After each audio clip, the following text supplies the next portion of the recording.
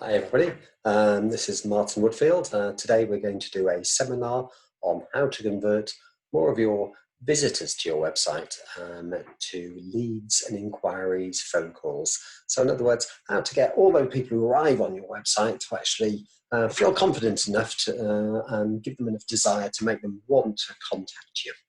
There's various tricks and techniques which we use, but a lot of it's actually just common sense. And it doesn't require much technical ability. A lot of it is just requires some good common sense ways of looking at your website and to identify what you can do to improve it.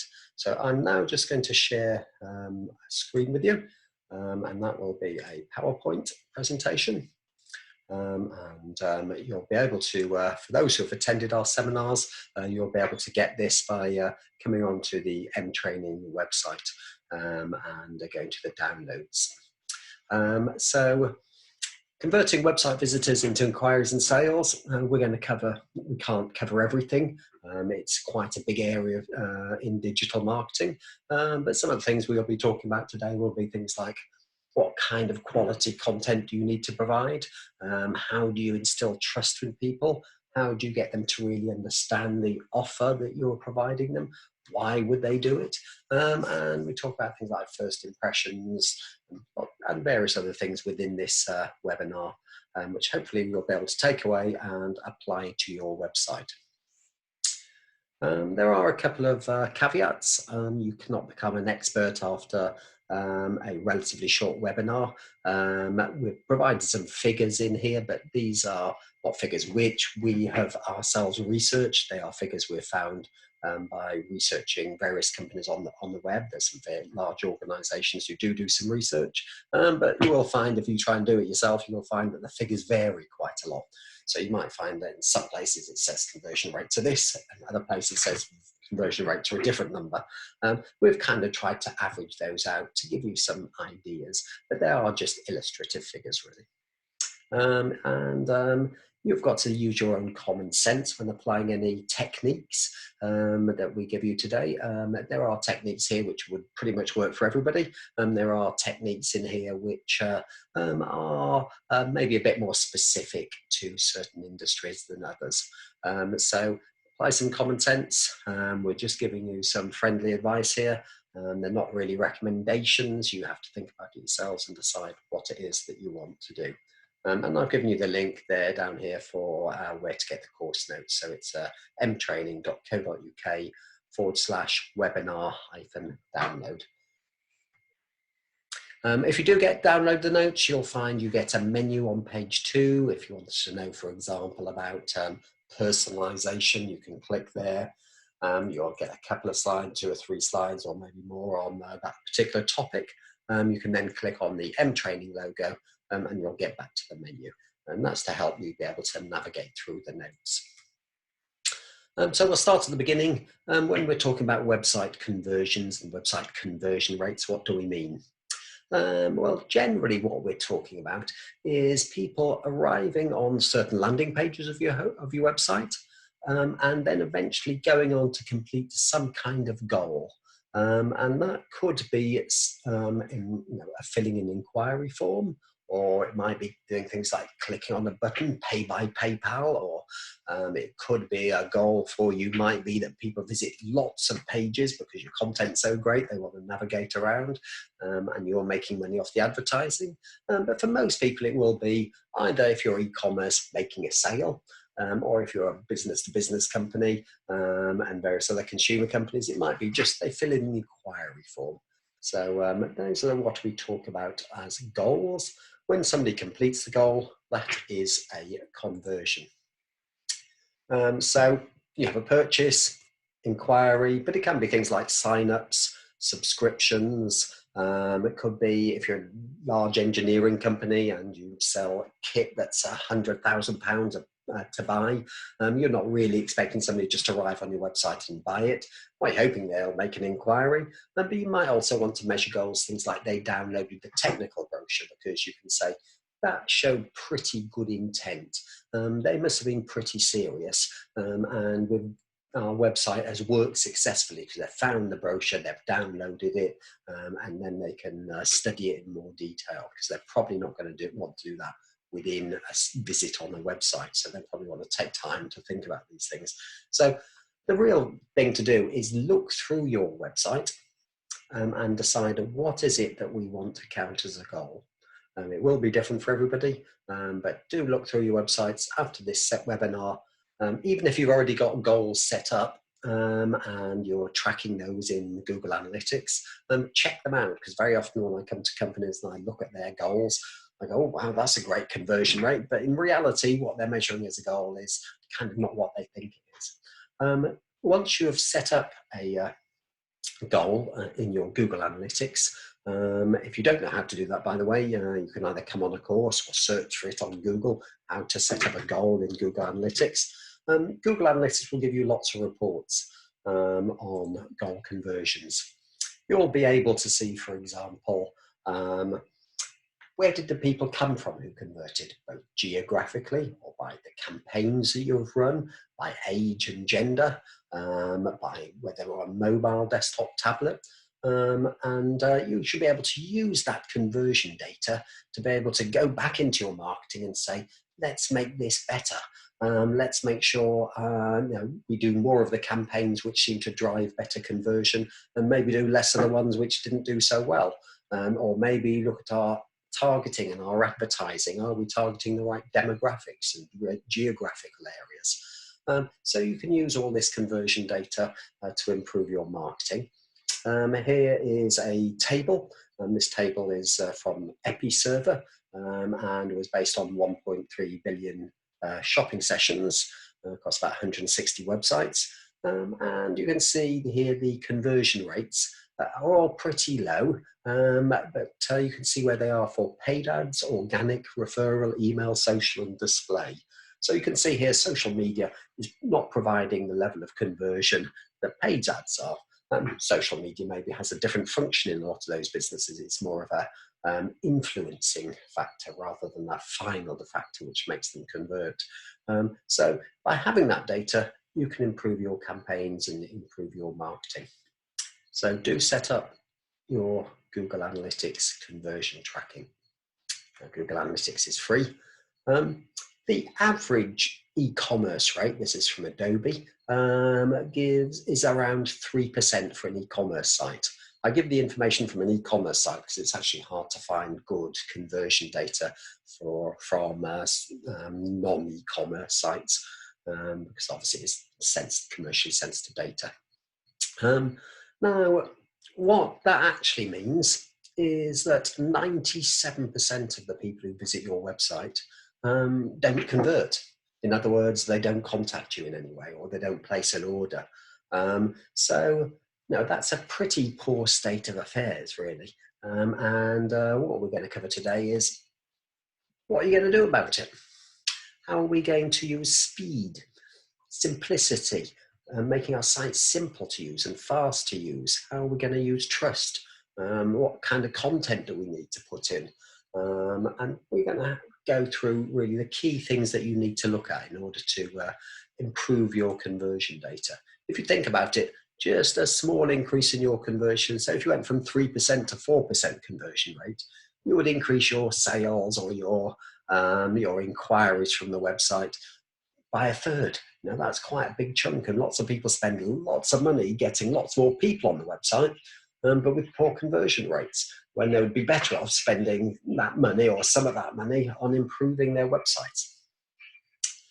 So a little bit before we go any further about me and about M-Training. So I'm a senior marketing manager. I've worked in marketing for 20 plus years and worked in digital marketing for 12 years. I run digital marketing courses for a couple of universities and for M-Training. I'm also director of M-Training, and M-Training is an organisation which provides 1 day, 2 day courses on marketing and business skills, from leadership, Excel, through to we have a big range of digital marketing skills courses. We run those in Liverpool, Leeds, Birmingham, Manchester, and we do them privately, pretty much anywhere you want them to be. And we also offer them as online courses using Zoom or Microsoft Teams. So if you want to find out more, just go to mtraining.co.uk. I run a 2-day digital marketing course as well as several 1-day courses. And we start our 2-day digital marketing course with a module called Website Optimization. But why do we do that? Why do we start with website optimization? It's because your website is your #1 digital asset. It's your most important digital thing that you will be doing. Not for everybody, but for most companies. When you think about it, if you do email marketing, you send out emails and you go, here's a bit of content, come to our website. Here's a bit more content, come to our website. If you're doing SEO, you're trying to get high in Google, high in Bing, high in search engines so that you can get more traffic to your website. If you're doing content marketing, you're probably creating blogs and more articles and more information on your website. That's to make your website richer and make more people want to come to it. If you're doing social media, social media isn't all about getting people to the website, but some of it should be. I say, so here's some more information about us, come to our website, because it's your website where they can convert.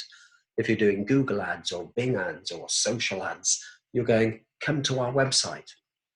Now, lots of people do all of this, but they just don't spend enough time looking at their website.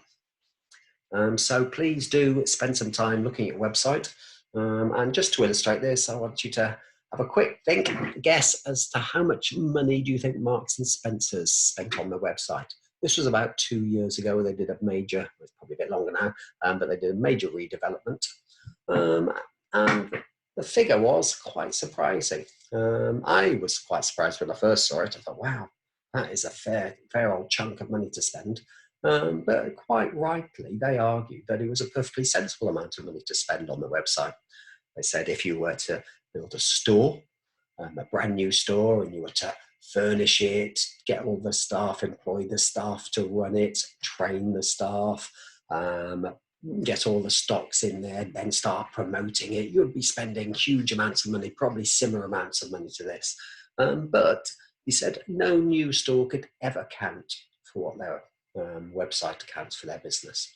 At the time, they said the website, they reckoned that in 2 years' time, the website would account for 20% of their turnover.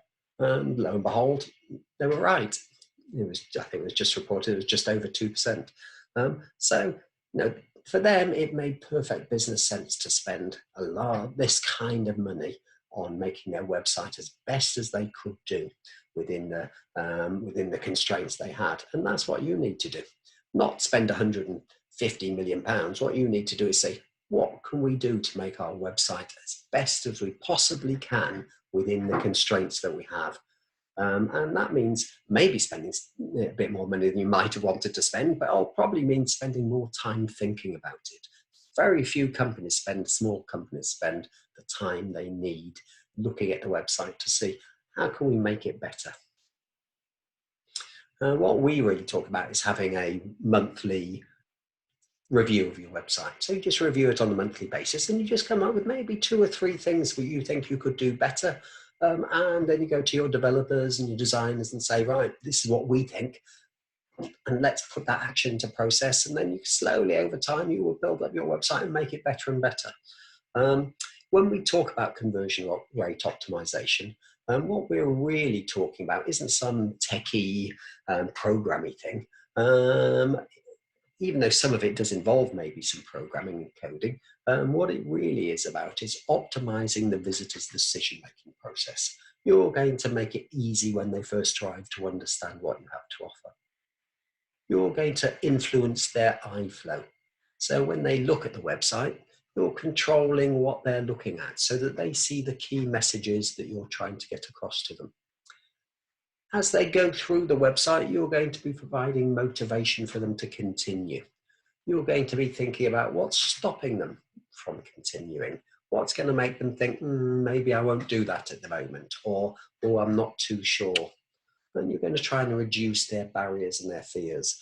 And you're going to make it also fast so that they don't think, oh, I just can't be bothered waiting any longer. So you're going to make it fast and easy and simple for them to use it, and provide positive affirmation as they go through the process to conversion. Now, when we look at websites, and we're thinking here now about the landing pages, so where people arrive on your website. Most commonly, it's the home page, but in a lot of companies, it's quite a lot of other pages as well. And in some companies, such as M Training, the landing pages only accounts for a relatively small number of people visiting. But your landing pages are therefore maybe multiple, but each one of those should be thought about in terms of new visitors. Visitors who don't have a preconceived idea of who you are or what you have to offer. If you've already been on an M Training course, had a great time and think it's brilliant, think we're brilliant, well, we don't have to convince you very much. But if you're brand new and you come onto the website, how are we going to get our key messages across? So you should be looking at your key landing pages, and in analytics you can see them, what our key landing pages are, and you should be looking at those and saying, how are we getting across our value proposition to these new visitors? By a value proposition, I mean, what is it that they're going to get out of it? Not what is it that you offer, it is what they're going to get out of it. What's in it for them? Almost everybody who's attended any of our webinars, probably ever, has always, in the end of the day, they have a website which isn't there for entertainment. It's there to solve somebody's problem. They want to be able to do SEO better. So they come and they land maybe on our SEO course page. Or, in this case as a company, they may have another issue. I'd like you to have a quick look at this website and tell me what you think the website is and what benefits it provides. I'm just going to click here to make it a little bit larger for you.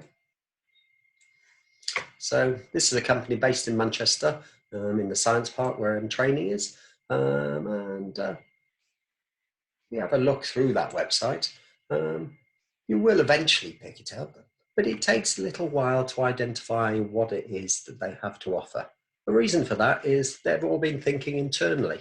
They've gone, let's tell them about what we offer, the Iona test. Of course, everybody looking at this has probably never heard of the Iona test. They're only a small company. It's not like they're Marks and Spencer's. Marks and Spencer's don't have to say we're a retailer and we do, we've got clothing and food for sale. Here, you will pick up eventually non-invasive prenatal screens, fast, safe and accurate, or say fast and accurate. It's got a menu along here. The menu's not too bad because it segments people, as does this. So segmenting people into audiences is always a good thing to do on a homepage. So you want to go, if somebody arrives, where do you want to go? Let's talk to them, because obviously talking to a healthcare professional, they'll have quite different messages to get to pregnant women. But I would say that in here, even there, for healthcare professionals, says offer Iona test in your clinic. Doesn't give me, what we talk about in marketing is the what and the why. What is it have you got to offer, and why choose you? Because I imagine anybody looking at this web page who's new to them is potentially going to look at quite a few others, or at least a few others. So you've got to try and get across quickly and efficiently what and why. There is a danger, because it's so small, this area here, is that people aren't 100% sure. They say, I'm not sure if this is quite what I'm after. They've got one click back to Google and potentially at least another 9, potentially another 3, 4 ads, 10 organic listings, and 3 ads at the bottom, potentially another 16 options to choose from. So, they're going to go and think, oh, if I can't find it quickly, I'll just go back. So yeah, I can't quite quickly see it. It'd make more sense here to have this repeated here larger. So non-invasive prenatal screening, safe, fast and accurate. But also I would want to know how safe, how fast, how accurate, because I think that if I went to all the other prenatal screening websites, I would imagine they all say they're safe, they're fast and they're accurate. So this doesn't really give me a why in comparison to the competitors. It just gives me a bit of why, but it's pretty hidden. Gives me a bit of what, but it's pretty hidden. So generally, they're not really talking to me as a new user very clearly. So check out your landing pages. What do they look like when it comes to getting across your value proposition? So I'd like you to spend a bit of time writing down what it is that you have to offer in 5 words or phrases. What is it that your organization can offer me? Not me personally, but your customers. So what does it offer them? This would be an interesting exercise to do with the marketing department, with the directors, with the sales team. What is it that we have to offer? One thing, this is not digital marketing, this is marketing. What is it that we offer people? What is our brand? What is our brand values? These are all things which everybody in the organization should have a clear understanding of. So what is it that we offer in 5 words or 5 phrases? Then you think, what do customers want? Now the difference there is M-Training offer 5-star rated courses in digital marketing, business skills, etc. What do customers want? Well, they might want to do their job better. They might want to be better at doing Google ads. They might want to understand Google Analytics and how to use it.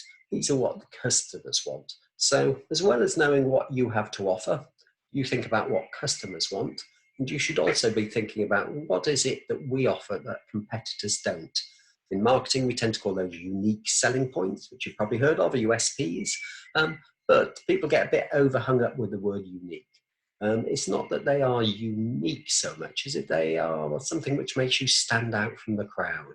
So an example would be M-Training. We offer 5-star rated courses. Well, not everybody offers 5-star rated courses, so we can do that. We also offer very small class sizes, a maximum of 6. So these are all things which we offer, which competitors don't. We aren't the only ones with 5-star rated courses. We aren't the only ones with small class sizes, but they do make us stand out from the competition. So spend some time thinking about it, writing it down, a list going what we offer, what do customers want, and highlighting unique selling points. If you come up with a big list, brilliant, but you're going to have to condense that because you're not going to be able to tell people 20 things on a homepage or a landing page. You're going to have to condense that, maybe have 5, which is why I've said name 5. So here's an example. This is Wix. Wix allows you to build your own website. This is the one I'm more interested in here is their landing page. It's not their homepage, but it's their landing page for e-commerce sites. Create your own online store. You'll see, and the second arrow is pointing to the easiest way to sell your products online. So what do customers want? An easy way to sell their products online. Then they go create your own store. But then they're now thinking about the USPs in here. Sell your products online, not really USP, but reinforcing the point. Then they've got keep 100% of your sales. Now, most companies who offer the same services, them, in other words, I can build my e-commerce store like Shopify and BigCommerce. Those places, great products, great service they offer, but they will take a cut of your money. Now, Wix is saying, we're not going to take that cut of your money, and they're putting it right up front. So I can identify why I might choose Wix rather than Shopify or their other major competitors. And get your own domain. It's a pretty marginal point in my eyes, but they've obviously identified it as something which people would want. So they're giving you quite a lot. Right, very small amount of information, but nice and concise and easy for me to look at. I can see a picture of a person who looks maybe like the person who would set up an e-commerce store. They have a young person with some new business ideas. Oh, it's going to be easy. I want to sell my products online. Oh, and I don't have to get a cut of my sales to the platform who I host it with. And the other one's their homepage. So they're going a little bit more along the sort of creative approach. People tend to choose Wix because it has some very nice design templates. And so it's create a website you're proud of. Ties in what people want. People want a website they're going to be pleased with and feel like they can show off to people, oh, look at my, come to my website, because you don't want to be going, which happens to me quite a lot on our website optimization, on digital marketing courses, is people go, oh, don't look at our website, it's not very good. You shouldn't be in that position. And they're kind of identifying this week, saying, oh, create a website you're proud of, and you feel pleased about, that you're happy to tell people about.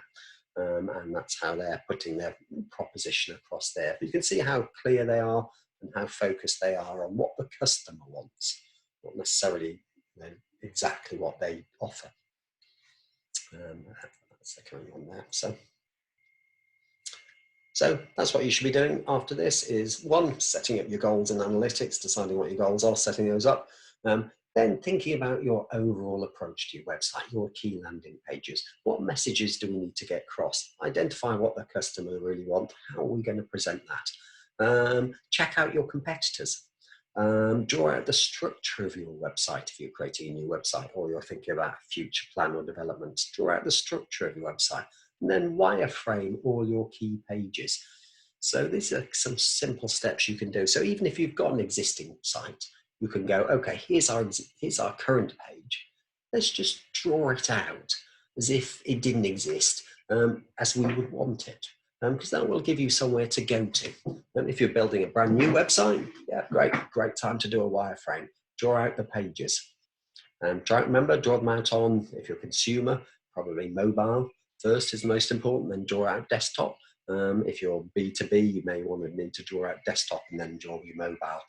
Don't always bother with tablet these days. For most companies, tablet only accounts for 2, 3, 4% of the traffic. But you might, if you've got the time, spend some time drawing out the tablet traffic, the tablet layout as well. There are apps you can use, such as InVision is a popular one, Balsamic and Azure. These are all good wireframing apps. I tend to, though, start with a piece of paper. I just draw it out on a piece of paper. It really won't take you long. When I say it won't take you long, some of you go and think, oh, I've got hundreds of pages. But the reality is you don't actually have hundreds of pages. You have probably 10 templates. You may have 15, but it's not a massive job to draw them out on pieces of paper. I tend to draw them out on pieces of paper. Once I've decided that I've cracked it, it might take me several edits to go through that point. Once I've cracked it, now I can talk to the developer and say, this is what I want this page to be like. Yes, do ask the designer to give their input and say, yeah, okay, you're the designer, your job is to make it look great. I'm not the designer, I'm not trying to make it look good. I'm getting, this is what we want. And that way you'll end up with a good, well-designed website which performs as you want it.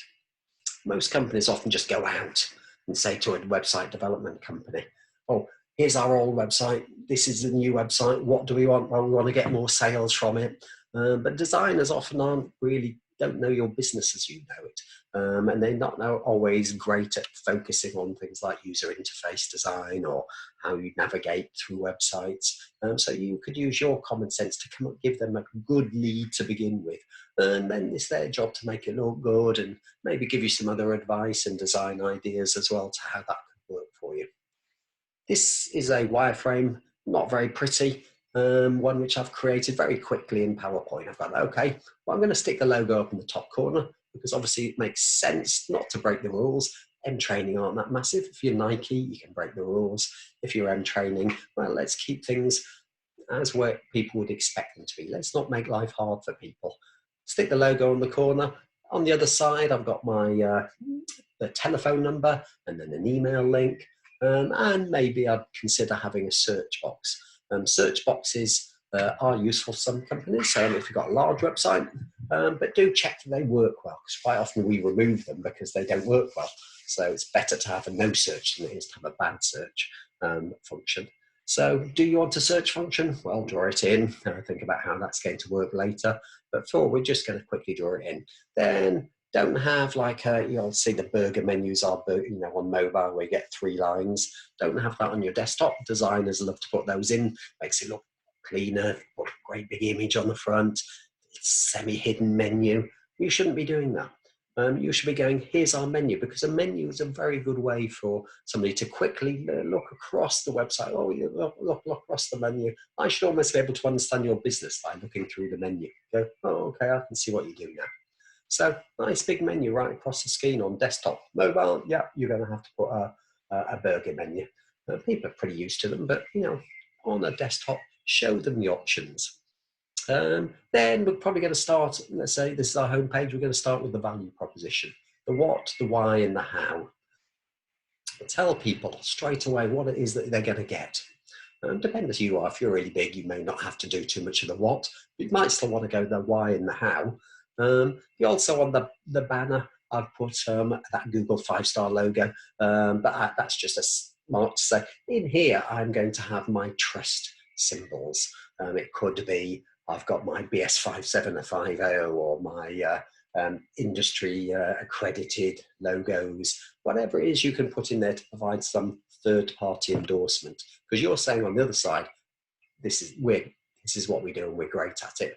But it helps people if they've got some third party to say, yeah, okay, we agree with this. This seems that we've got a tick from your industry body, you've got a tick from Google, you've got a tick from other companies to say, yeah, no, yeah, we think that these guys are pretty good.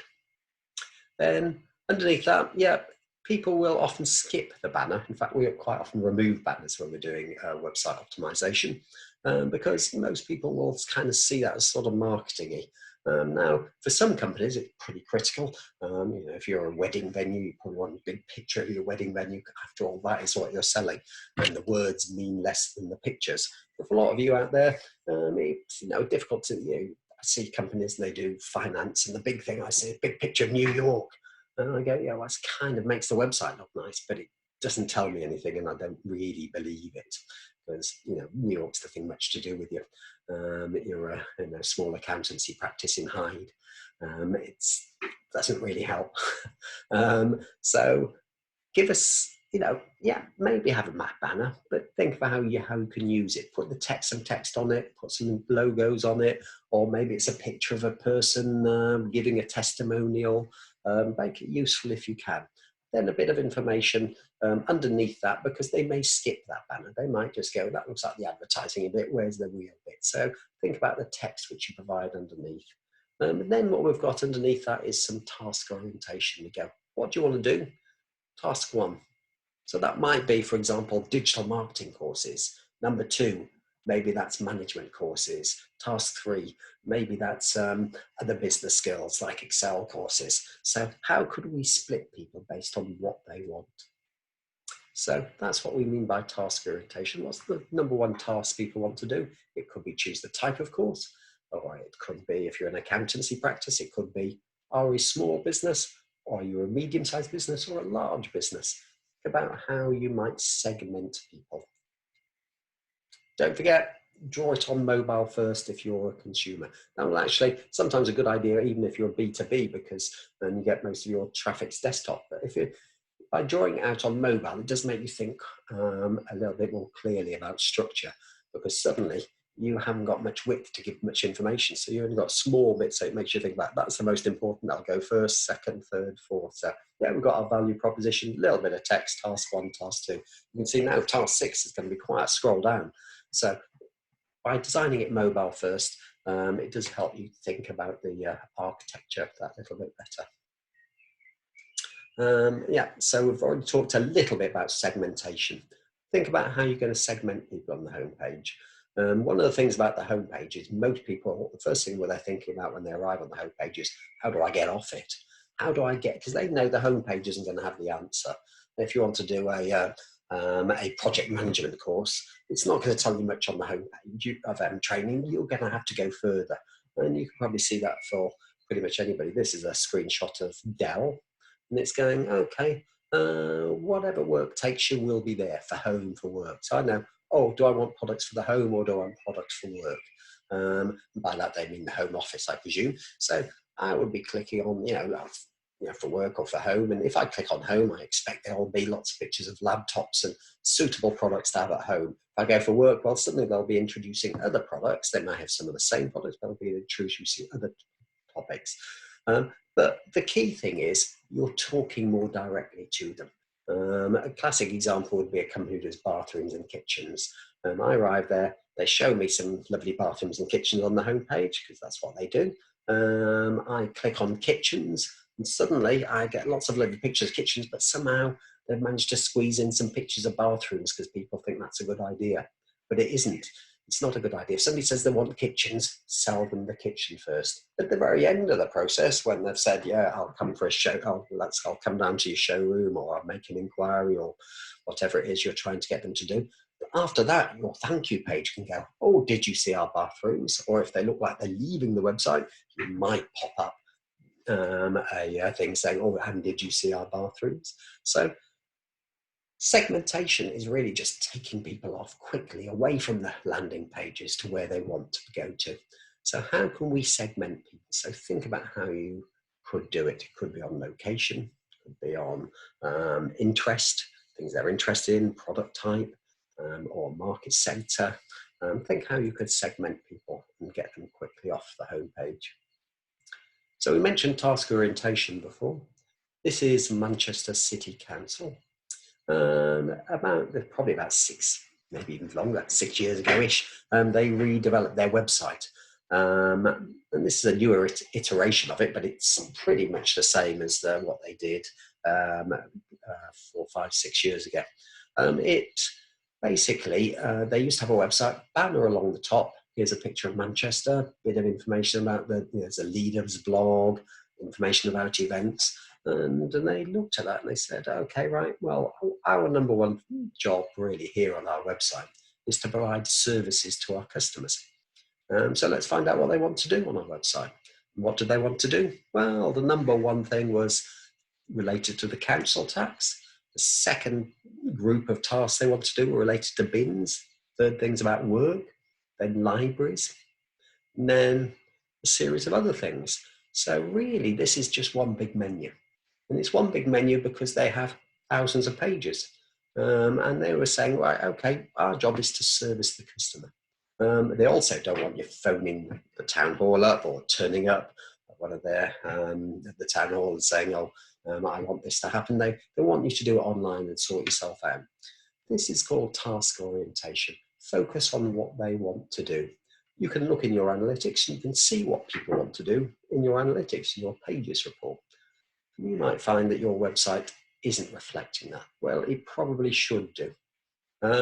For example, here, I arrive on the website, I see bins. Let's say I want to check my bin day. I can see check my bin day. I can go straight to that page. Or if I just click on generally the bins, I'll say, oh, there it is, check my bin day. You'll see there they have some dynamic notifications which change depending on on when you visit, which gives them the facility to promote key events or key things which are happening within the city. If I now click check the bin day, 1, 2, 3 clicks, fill that information in there and it tells me my bin day. I could have done that in 1 click less by clicking within the menu, if you remember here. I could have just gone here, click on your bin day and got straight through to here. So really quickly, I get to what the information I want, which is exactly what Manchester City Council want to do. It's also what you should want to do. It should be simple. It should be quick. It should be efficient. If Manchester City Council can do it and they have thousands and thousands of pages, then you can probably do it. So do make things easy. Here's another example of United Utilities.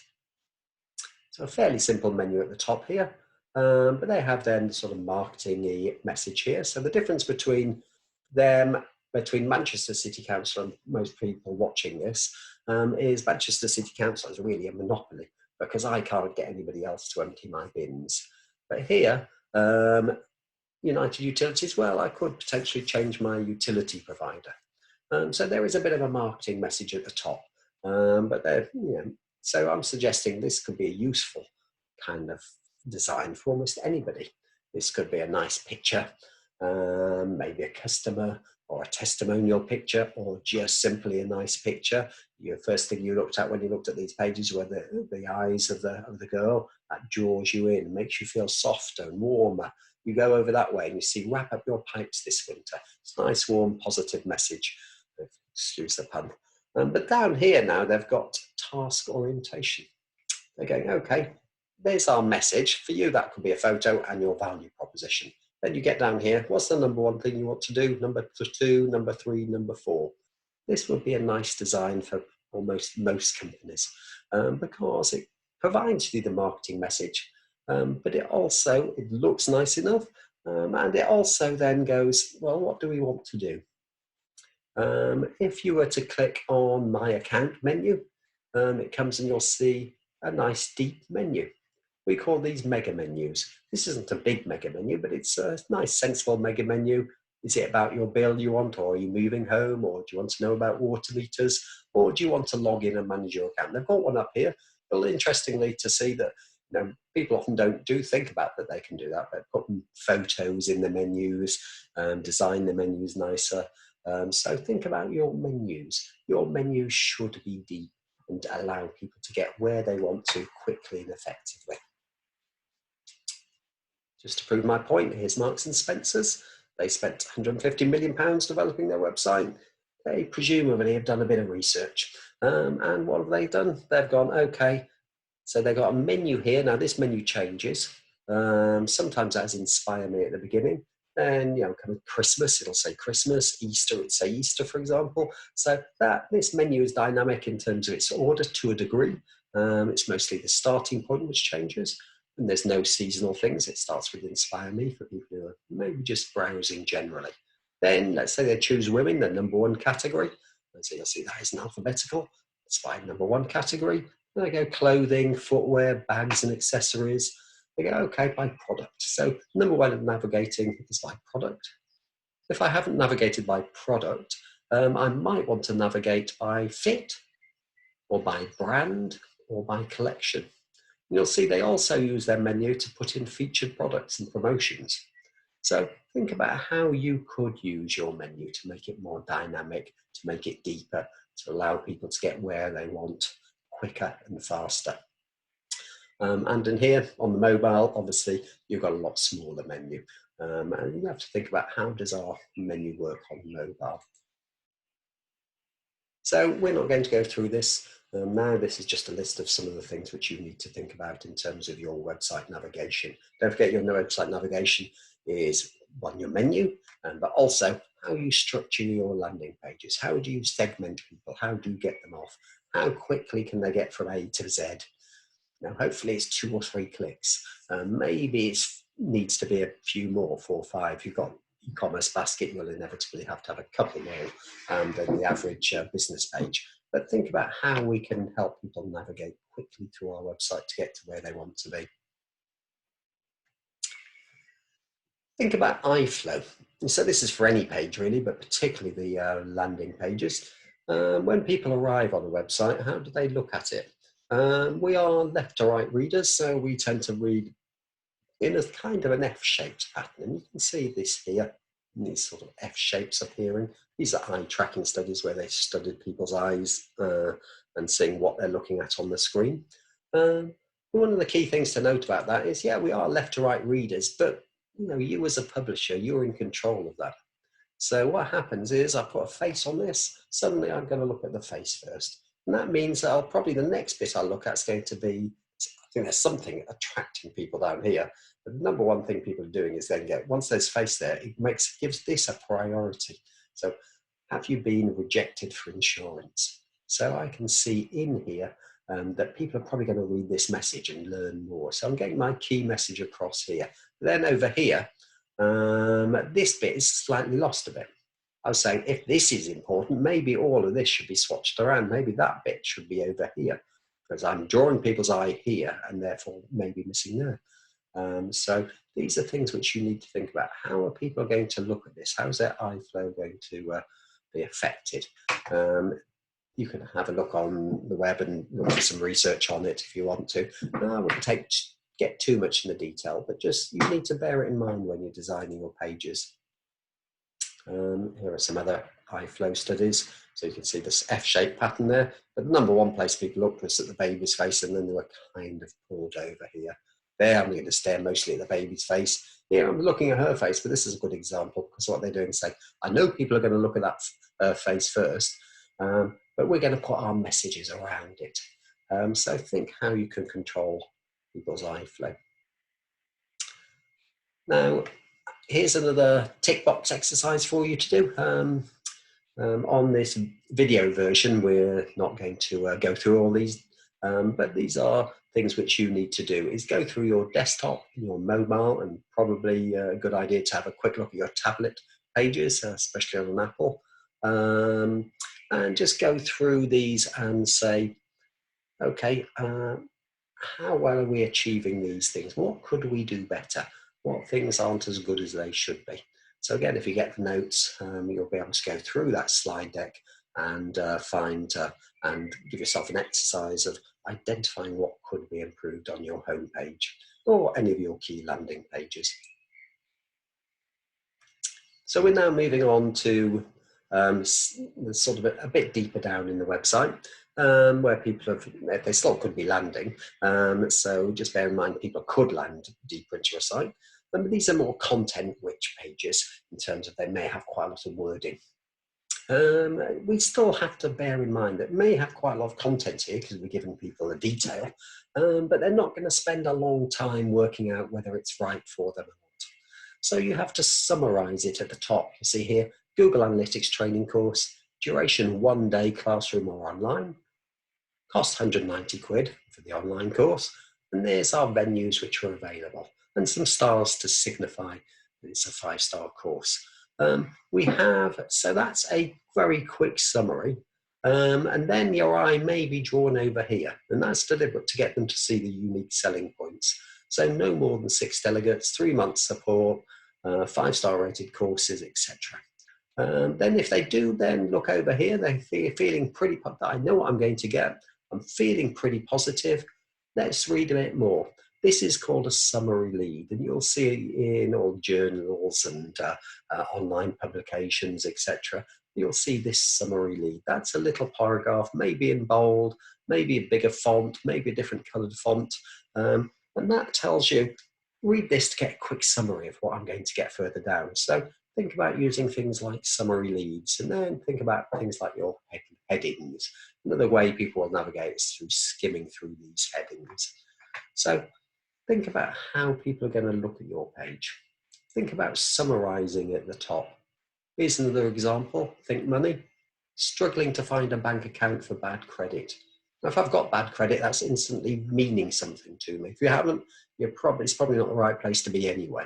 So struggling to find a bad account for bad credit, open an account. So potentially that's a little bit, I'm not too sure about that call to action being quite so dominant there. But I think it's a good idea to have a call to action there. I just think it perhaps needs a little bit more explanation before it. But there we've got £10 monthly fees. We do say don't hide the money. So, if it's, tell them how much it's going to cost. Then here, leave your credit history behind, no credit checks, help to repair your credit score, open to all credit scores. That's giving me lots of positive messages if I had bad credit, that this would be a good account for me to open. And gives me some of the reasons why. So there's no credit checks, and they'll help me repair my credit score. So without really spending hardly any time on there, I kind of understand what the value proposition is, what you're offering me, as well as, but yeah, what you shouldn't do at that point, by the way, is stop. Some people go, oh, I'll just tell them the core bits, core basics, and because all I want them to do is to inquire. But that's not really how it works on the web. It would work for some people. Some people just want the basics and then they'll inquire. But a lot of people want to know more before they contact you. So this is a quick summary to make me feel confident. I could at this point open an account, click here, or I could read more. So do give them the extra. They're not going to just decide. A lot of people won't be happy with just that level of content. I want more content to help me decide. You put more content in there, don't expect them to read it all, because they probably won't. They'll probably skim read it. They're just trying to get a little bit more information so they can understand what it is and why. Why choose you again? So don't expect people to read details, but you do have to give people enough details. So on this website from Rain Forest Cruises, I'll just pull it up for a second. So this is a pretty decent page. in the sense that got a nice photo, got my menus up here. These menus are good menus, good high quality menus. Now you can see these work really well.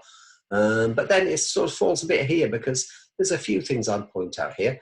And firstly, that looks like a big chunk of text, especially on a mobile, which a lot of people arriving on this would be on mobile. So I'm tempted to skip that. I'm going to go, okay, let's skip past that. Now that would work probably a lot better if it was like a little intro paragraph followed by some bullet points and maybe another one, or a bit of a summary, and maybe along here had some icons which were like the key benefits of coming on this Amazon tour, because I can't see why. I can see what it is, it's an Amazon tour. I can see these are related to Amazon tours.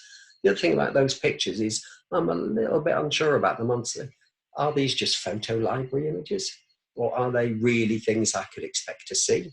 You know, if that was genuinely a photo from one of the boats, I'd be probably putting a caption in there. I'd be putting, you know, is that somebody feeding a manatee or something?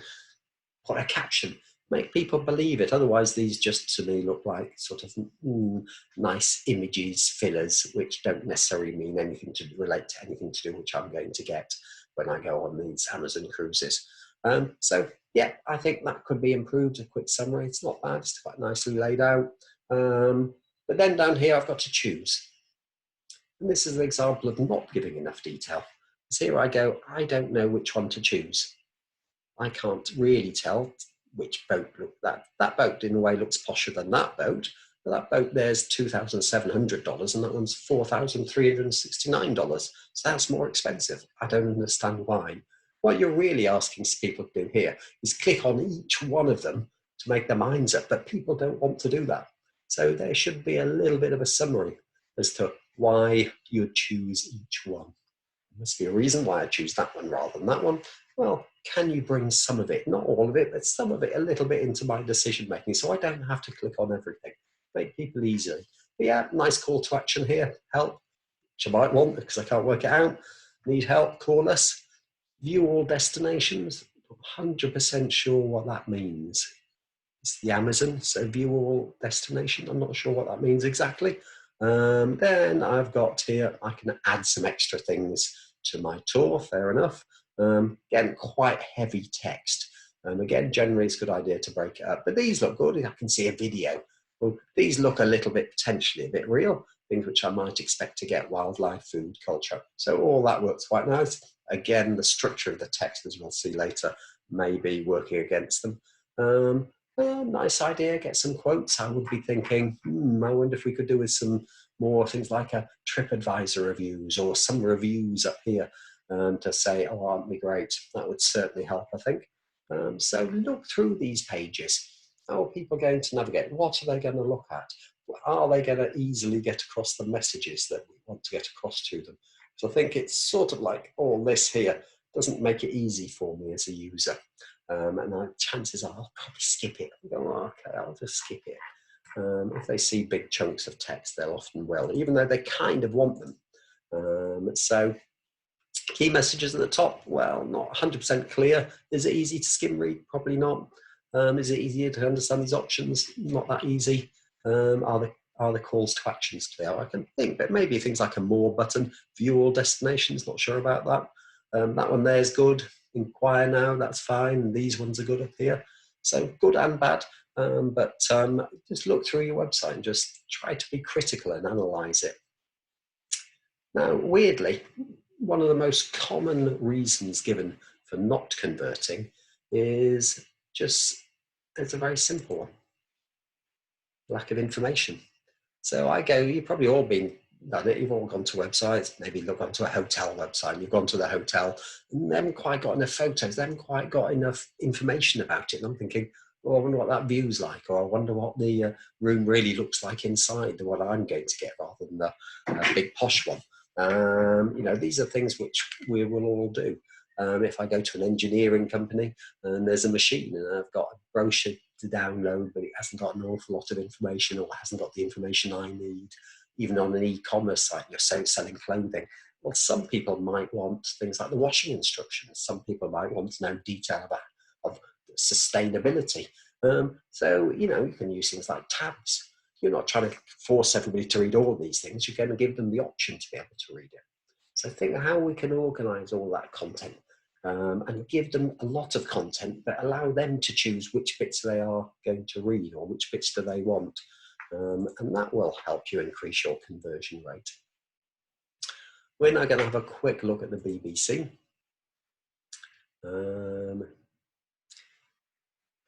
We're going to look at a rather disappointing article about the disappointing progress made in trade talks. So here, what we have is a heading, and pretty much every single BBC article which you go to, but things like the live ones or some of the news roundy ones, are going to be pretty similar. They're going to have a big heading. They have these social icons, which are maybe a good idea for sharing and things on your blog, but not a good idea on general product pages and things like that. You want people to stay on the page and not disappear off or do other things. You want them to convert first. I've got video here. They haven't just put video, they put a caption. The caption will help me understand why should I watch the video. Otherwise, I think I don't know what that video. If I don't understand what a video is, I'm unlikely to watch it. Might be brilliant, but I can't tell that just by staring at that, and I don't know how long it is. I don't know what it is. What's it going to be about? We'll see here the summary lead.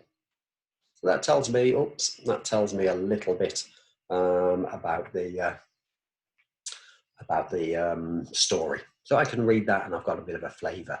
The other thing I'll notice, if you look down here, what you'll see here are not paragraphs. So we all went to school, were taught how to write in paragraphs, but you won't see any paragraphs on this page.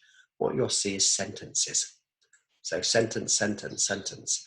So we get some quite long sentences here, and that's partly because it incorporates some quotations, but you will see some very short paragraphs. So why do they do that? Well, the BBC do that because they know if they put in too many of these big paragraphs, we're going to skip read them, or we'll just go, no, I've had enough now. So to make it more readable and more easy, you need to split your content up. Make it look lighter, make it look easier to read. Big paragraphs, and sometimes you do get big paragraphs further down the page. I don't particularly see any on this one, but obviously if they're particularly keen, they may well get down to the bottom here, and people, if they get down to the bottom, are more likely to read more. Now, it's slightly different if you're an engineering company or you're a company in sort of industrial chemicals or those things. You'll find that people who are more technical will be expecting detail and they will want to read the detail. So they will read bigger paragraphs and stuff. But it's still easier to read on screen, more broken up. So do think about that. The other thing about this BBC pages, unlike some of the pages you should do, is they're constantly trying to go, okay, we know people start reading here, they're going to get to a certain point, and then they're going to get bored. They're going to go, okay, I've read enough, I know enough about that story, I don't need the detail. They're not involved in the talks, for example, so why do I know the detail? Okay, I want to know a bit about it. So they'll read a bit, and then all the time BBC are going, well, no, once you've had enough, why not have a look over here? Because what their aim is to try and get you to engage further with the website. One of the most successful things they have is this most read. So I go down here, getting towards the end of the story now, and it's going, okay, you're probably going to leave it at some point in the story. You're probably going to be maybe interested in one of these. So if you're writing a blog, that's potentially a good thing to do, but try and keep them related some way to the topic. And that can also be a good thing to do on your blog pages, or divided by categories. We've got blog articles. Is it an SEO article? Is it a digital marketing article? Is it a Facebook article? Can I split these by segments? So yeah, do look at your website. Let's jump backwards a bit here, so I'll just skip forward again. Look at your website and decide how can we break our content up. One of the key things which the BBC don't do, which you should probably be doing, is more use of subheadings. Subheadings are a useful visual tool for me to go, right, here's the main heading, here's my summary lead. I can quickly glance through the subheads, and that subhead should tell me what's following. And then it should give me an idea, do I want to read that bit? So think about the use of subheads. Often when we write blogs, what we do is we write the heading, We write the summary lead, and then we just write the subheads, and that helps tell the full story. So I should be able to do that, read the subheads and get a fair understanding of what the story is about, and then I can pick out the bits that I do want to read. Okay, I think we've just seen an example of a quite nicely laid out website. So this is from the National Trust. They've got support us. We've got a relatively short paragraph in here. Why support us? Then they're segmenting people. There we've got a photo with a bit of a caption to engage people. And then we've got donate, fundraise or volunteer. So you want to support us, these are the ways you can do it, and segmenting them off. But then it carries on, that page goes quite a lot deeper and gives you quite a lot more information on the various different ways in which you can support the National Trust. You can see it's pretty short in content and it does segment people. And further down though, it does give them the detail.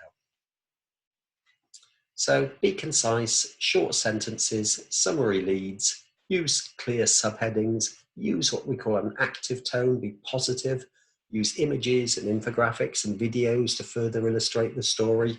But don't just keep it short and condensed. This is not where it stops. Continue down, give people more content. And make it clear when you've written your article or your page, go back and review it. Because it's quite easy to write something which makes sense to you, but not make sense to anybody else. You've all had a little chance to look at this. And if you were to look at this and tell me what that offer is,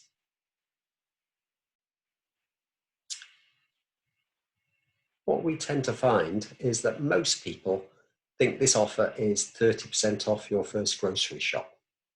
When it isn't actually. The chunk of that is actually you give, we give, donate food. The reason for that is that people's eye flow doesn't look here first, because I'm drawn over here by the bigger text and this baguette. And I see you give, we give, baguettes. Don't really understand that. Now 30% off your first grocery shop. Oh, I understand that. And therefore that's what I'm going to take away from it. And then I've moved on, because people aren't going to sit there and work it out. But the person who put that together made perfect sense to them. You give, we give, donate food with Ocado. It says donate food up here, but that's ignoring customer eye flow. The other thing it's also ignoring is the big picture. When you think about donating food, what should you be thinking about is it's really about people. It's about giving. It's about creating happiness, contentment, or making people feel better. So one happy person giving another happy person some shopping would be a better way of presenting the idea. What's the big idea rather than the baguette? So think about the big idea. Try and think about creating an emotional response. This is about emotion. It's about giving. And when you've written whatever it is you're writing, don't forget to stand back, re-look at it again, or ideally get some other people to look at it and say, does that make sense? Because it's very easy to create something which doesn't make sense. So again, here's another checklist thing for you to look at when you've downloaded the course notes or the seminar notes to go through those. But these are all things that you should be doing. Most of these we've covered, so I won't go through them again. Don't forget to test your websites on all major devices and to test them on all major browsers. Make sure you get a fairly good understanding of how your website looks. When I talk about responsive design, then what I'm saying is your website, probably everybody's website here is responsive. In other words, it responds to the browser size. So generally the width of the browser will dominate it. And as you get to phone, obviously you get a fairly small window to look at. So what does your website look like on these different devices? If you haven't got all those devices, or you haven't got many devices which you can get your hand on, you can use an emulator in Chrome. I'll just briefly show you that. So if you're in Chrome, and let's choose a website. We'll choose this National Trust website again. Here we go. You can see there was the bits, and there it continues for a while. Well, how does that work on mobile? If you right-click, try and avoid going too close to pictures because it won't necessarily get it. And I go right click and I choose inspect in Chrome. You can do it on Safari and Explorer. It can be a little bit more complicated. What happens is I can use here, there's this, you can ignore all this coding.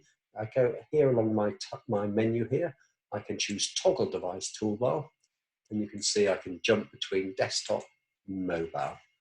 And in here, I can choose the mobile device on which to look at the website. So I've currently got that set as iPhone 6, 7 and 8 Plus. And I can scroll through the website saying, how does that work? Okay, so suddenly that picture's a lot smaller. And you can see this is designed actually predominantly for mobile, because that picture is, if anything, slightly too dominant on desktop. But here, yep, the text is nice and big, works better, nice introduction statement, donate, fundraise, volunteer, all that works well, give away today. You can see this content gives these nice bite-sized bits of content for me to choose from. This is kind of a landing page for people who want to support the National Trust. You can see that kind of works pretty well. Ways to volunteer, I can click here, and I can still navigate through the site using this to see what does it look like. Find a volunteer opportunity, okay, and then working through there, pitching with this, So you can see how this website works. Double check that it says 100% here, because sometimes it will change it to like 60 or 70% or whatever. Check it's 100%. Check how the menu works. Does the menu work well for users? So, and the other thing you might want to do is check what does your website look if you do a search in Google. So if I was to go to Google in here, and I was to do a search in here, or let's say I'm training, how does that work? Oh, I'm training Google. Okay, still worked it out. Here's M training, Google, and what it comes up with first is business, Google My Business data. Now, obviously, we've got lots of good 5-star reviews there, but if we didn't, that would be a worrying thing. And it does happen sometimes. I do a search for a company on mobile, and I see some really bad reviews. The first thing I see to them, and that's that's obviously not what you want. So there's the organic listing, first organic listing. But you can see my Google My Business data is dominant. So check out yourself on mobile and do searches for yourself to see what do people see if they do search for you in Google on mobile. When you're looking at your website on mobile, think about information priority. Is that task orientation working right? Think about finger size. How big are the buttons? How big are the call to action buttons that we want people to click on? Do people on mobile want different content? It may be that people coming on mobile, let's say on the volunteer site, are more likely to want something than people who are on desktop. Maybe people on desktop want a different set of content. So can we rearrange? You can write bits of code which say, if on mobile, collapse that, or expand that, or move this above this. So you can control what people see on mobile differently to what they see on desktop if you want to. Consider other issues here, such as rendering. So when I'm on mobile, speed becomes more important. If I search for M training, click on M training, what appears quickly? Does the logo appear and then some options which I can navigate with? That would be good, rather than necessarily lots of pictures and things which might slow it down. So how does the website render? You can use Search Console as a Google tool, which you can use, which is again free, like analytics. And Google will provide you some information on your mobile usability, which you may be able to use to help you. Do think about trust. So when people arrive on your website, if they don't know who you are, you're going to tell them how great you are, but how can we add some third-party endorsement? So this logo here is National Electrical Approved Contractors logo. Now, some of you may know what it is. Most of you have probably seen it, but none of us, not many of us, will really know what it is. We don't really know what the electrical contractors had to do to get it. One presumes that they had to go through some quality standards checking and various things. But for all I know, they might pay £100 a year and that's it. So I don't know.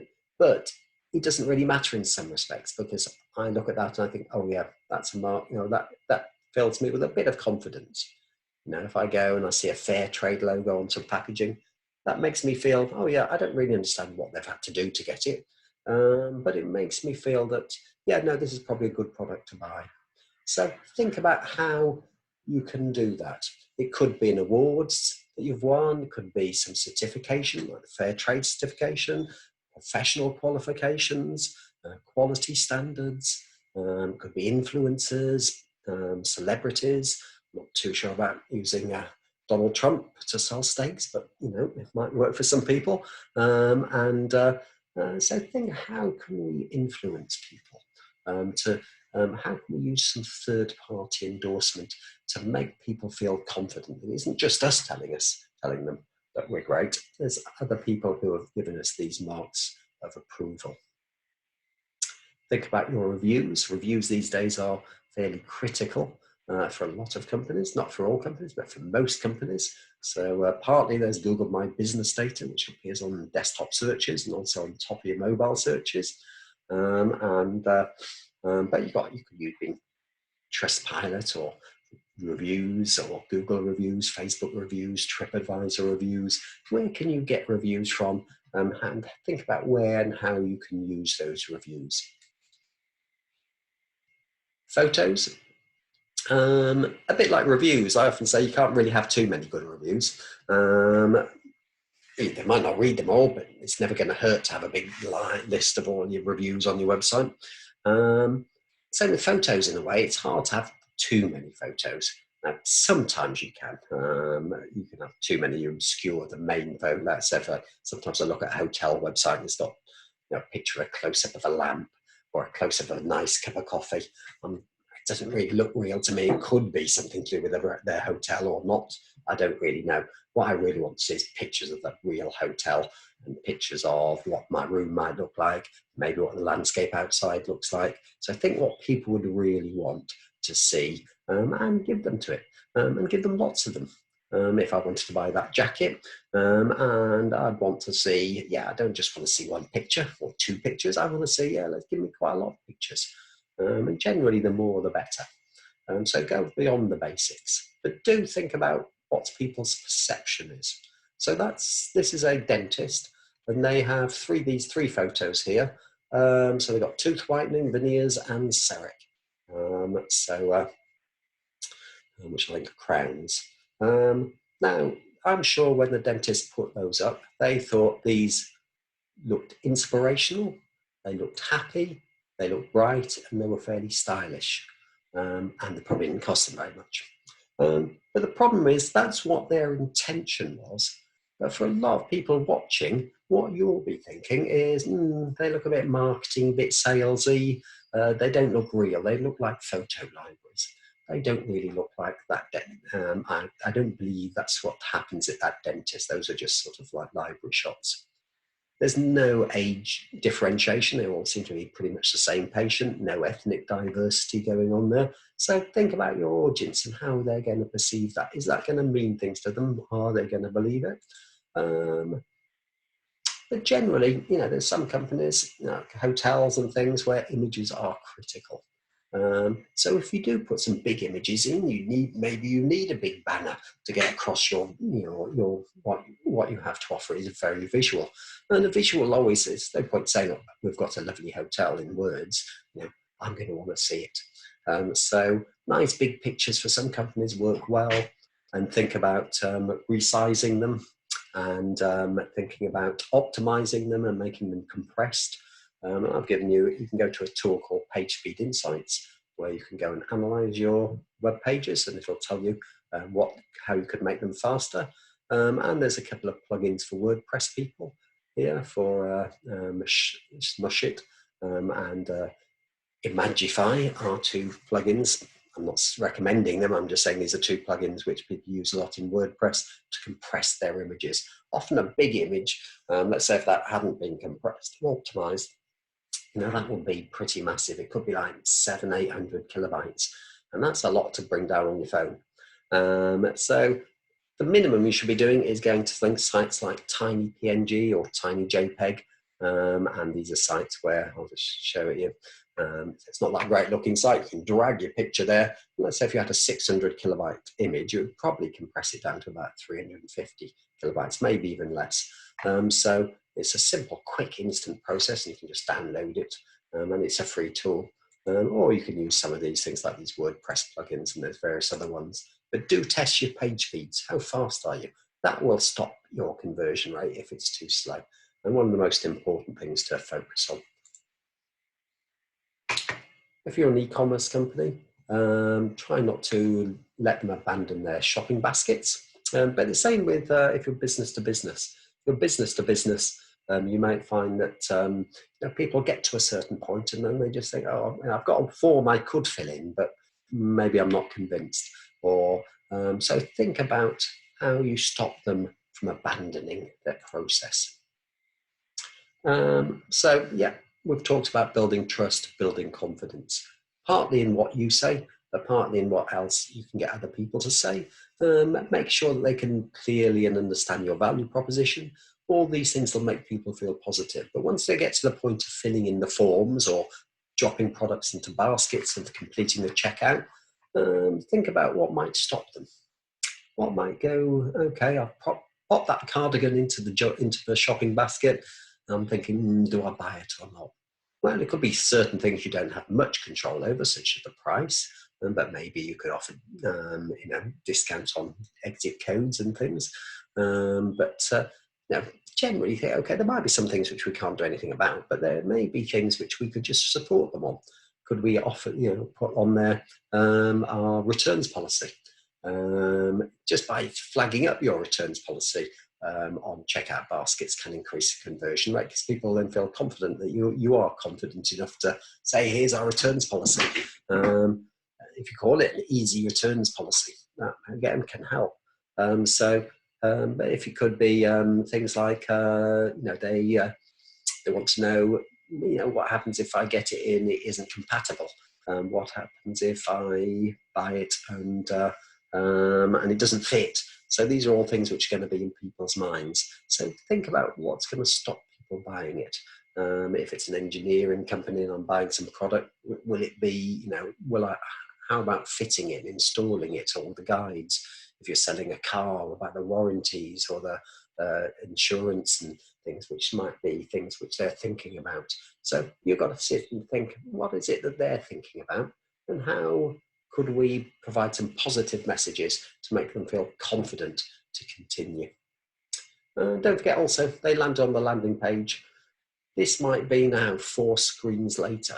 They're forgetting all the fantastic things you told them, your value proposition, the benefits on the landing page. Maybe you want to reinforce some of those benefits during the shopping basket or the form filling in process. So these are just some of the things they may be thinking about. Things like, you know, apply a discount code. Well, you might need to put it in the form, but if you have a great big one, is that just going to make it? I see a lot of people arriving on shopping baskets, start filling in, get to the page where the discount code is, and at that point, they then go off and start searching for discount codes. So is it a good idea? Well, you may need to put it in, but does it need to be big? Possibly not. Maybe it could be small. So these are all things to think about. There aren't any rules. They are just things to potentially think about and test. So yeah, make it simple, minimize the number of clicks. Don't enforce registration, ideally, allow them to register as a guest. Make it obvious that the data is secure and the website's secure. Remind them of some of the key benefits in your returns policy, your privacy policies, so they don't go off looking for that information rather than continuing with a purchase. Minimize, but at the same time, you've got to kind of minimize too many distractions. So don't talk about things which they don't, you know, you've got down there showing an interest in one particular product. Don't start trying to sell them another product at that point, usually. Sometimes that can work, but not usually a good idea. Use auto-completes, so they don't have to fill in all the forms, and use on-screen validation if you can. So that means I start typing my email address wrong, they'll tell me, rather than waiting for you all to get down to the bottom of the page and submit and it doesn't work, it tells me there so I can fix it there and then. So think about things like payment options. If it's an e-commerce site, are you going to give them the chance to pay by credit card, by PayPal, by what options can we give them? And give them a range of payment options. These are all things to think about and to test. Some of them are things you should be doing, like minimize the clicks, making it simple, but you have to test some of the other ones. Generally, though, calls to action, if we step one step back from the sort of like basket thing, we're thinking, okay, when they're clicking in add to basket, or when they're thinking about, do I book this training course, you'll see we've given them two options. We've given them book now or inquire. Now, to us, it doesn't really matter which one they fill in. Both of them go to a form which they fill in and they get sent in. It's not an e-commerce site as such. But this one, if I just had book now buttons, that could act as a barrier. So we're going, okay, book now. That would allow them, we'll just take the bookings and we'll automatically book them on. The inquire one, it gives them a chance to ask for a few questions. So do give them people options. This one, okay, Cupid. So this call to action, okay, pretty strong statement there, best dating site on earth. What's nice about this one is it's thinking about giving people some additional reasons next to it. So signing up only takes 2 minutes, is totally free. Our matching algorithm helps you find the right person for you. Or don't worry, if you're iOS or on Android, it works on both. So they're thinking about why it only takes, keep it quick. They're thinking about the product. Oh yeah, we'll match you carefully. And we're also thinking, oh yeah, they might think, oh, is it just for Apple Macs, or is it just for iPhones, and will I be able to get it on my Android, or the other way around? So think about what is it that there might be in the back of their minds that are barriers to them. So those are, again, some of the reasons. Don't be too pushy, be clear, give people options, be positive, give reasons why you'd want to continue, minimize the risks and barriers to people, possibly consider doing things like giving some free trial periods, etc. Create some sense of urgency, possibly, but test these different methods. So we're getting towards the end of the seminar now. Got a couple of other things to go through. So one is personalization. You will notice that a lot of big companies, such as eBay, Amazon, use a lot of personalization. This is a screenshot from my colleague Lewis's screen. He's recently had a baby, and he's been doing some DIY. And therefore, his eBay page looks completely different to my page, because it remembers this on things which you've viewed recently, so based on your browsing behavior, and that's based on the things he's bought previously. So we can see this is very heavily personalized homepage. Booking.com, so this is mine, and it remembers where I last searched, and it also remembers where I've been, and I've got an account. So this is based on login, but it remembers what I've done previously. So there's a few useful tools on the slide notes here about measurement tools, Google Analytics being the main one. There's tools such as Google Optimize, Data Studio, and Hotjar. These are all useful tools. This is a Hotjar click map, so it's showing where people click on your website. So that's a useful thing to install, to see what people are actually doing on your website, to give you clues as to things which maybe they're not acting in the way that you wanted them to. Google Optimize is a great tool. Google Data Studio is sort of an additional tool to Google Analytics to help you understand data from a range of different sources. For SEO, there's Google My Business and Search Console can help. And then I've listed a couple of the wireframing apps, which again, none of these we're recommending, but you should be using Google Analytics really. But things like that, yeah, there's lots of them. So go and have a look around. Page speed tests, and some image optimizers are in there as well. So here's some useful tools. I hope you've found the seminar useful. You can go and get the notes, so the slide deck, but we will also have a recording available on our YouTube channel. So good luck with your optimization. I hope you found this useful. If you do want any courses, there's a list here of the courses, so I shall leave you with this screen. But good luck with your optimization, and thank you for watching.